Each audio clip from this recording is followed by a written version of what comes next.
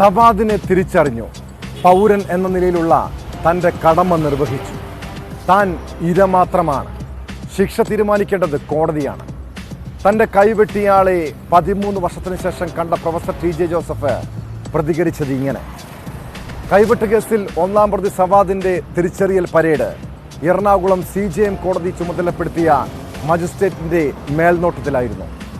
Ernakulam sub ജയിലിൽ മകൻ മിഥുനും സഹോദരി സിസ്റ്റർ സ്റ്റെല്ലയ്ക്കും ഒപ്പമാണ് ടി.ജെ. ജോസഫ് തിരിച്ചറിയൽ പരേഡിന് എത്തിയത്.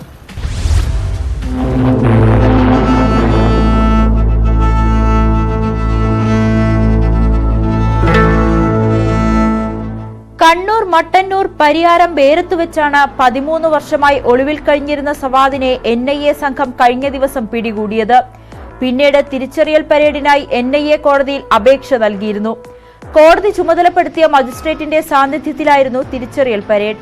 കേസിൽ ദൃക്സാക്ഷികളായ മകൻ മിഥുൻ ടി ജോസഫ്, സഹോദരി സിസ്റ്റർ സ്റ്റെല്ല എന്നിവർക്കൊപ്പമാണ് പ്രൊഫസർ ടി.ജെ. ജോസഫ് തിരിച്ചറിയൽ പരേഡിനെത്തിയത്. സവാദിനെ തിരിച്ചറിഞ്ഞതായും പൗരനെന്ന നിലയിലുള്ള തന്റെ കടമ നിർവഹിച്ചുവെന്നും ടി.ജെ. ജോസഫ്.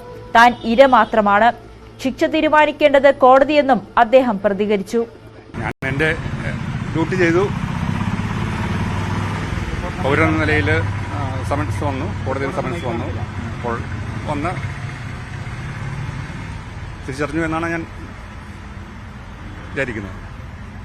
അതിൻ്റെ അകത്ത് എനിക്ക് പ്രത്യേകിച്ചൊന്നും പറയാനില്ല. ബാക്കിയുള്ള കാര്യങ്ങളൊക്കെ ഈ രാജ്യത്തെ നിയമ വ്യവസ്ഥ അനുസരിച്ച് മുന്നോട്ട് പോകും. തിരിച്ചറിയൽ പരേഡിന് ശേഷം സവാദിനെ കസ്റ്റഡിയിൽ വാങ്ങാനാണ് NIA തീരുമാനം. PFI നേതാക്കളുടെ സഹായത്തോടെയാണ് സവാദ് 13 വർഷം ഒളിവിൽ കഴിഞ്ഞതെന്നാണ് NIAയുടെ വിലയിരുത്തൽ. ഇത്രയും കാലം സവാദിനെ ഒളിവിൽ കഴിയാൻ സഹായിച്ചത് ആരൊക്കെയെന്നും കണ്ടെത്താനുള്ള അന്വേഷണത്തിലാണ് NIA. സവാദിന്റെ വീട്ടിൽ നടത്തിയ പരിശോധനയിൽ 2 മൊബൈൽ ഫോണുകളും 1 സിം കാർഡും പിടികൂടിയിരുന്നു. ഇയാളെ സംബന്ധിച്ച ചില വ്യക്തി വിവരങ്ങളും പിടിച്ചെടുത്തിരുന്നു. കേസിൽ 19 പ്രതികൾക്ക് നേരത്തെ കോടതി തടവ് ശിക്ഷ വിധിച്ചിരുന്നു. 2, 3, 5 പ്രതികൾക്ക് ജീവപര്യന്തം ശിക്ഷയാണ് വിധിച്ചത്. 2-ാം പ്രതി സജലിന് ജീവപര്യന്തവും 50,000 രൂപ പിഴയും, നാസർ, നജീബ് എന്നിവർക്ക് ജീവപര്യന്തവും 5,000 രൂപ പിഴയുമാണ് വിധിച്ചത്.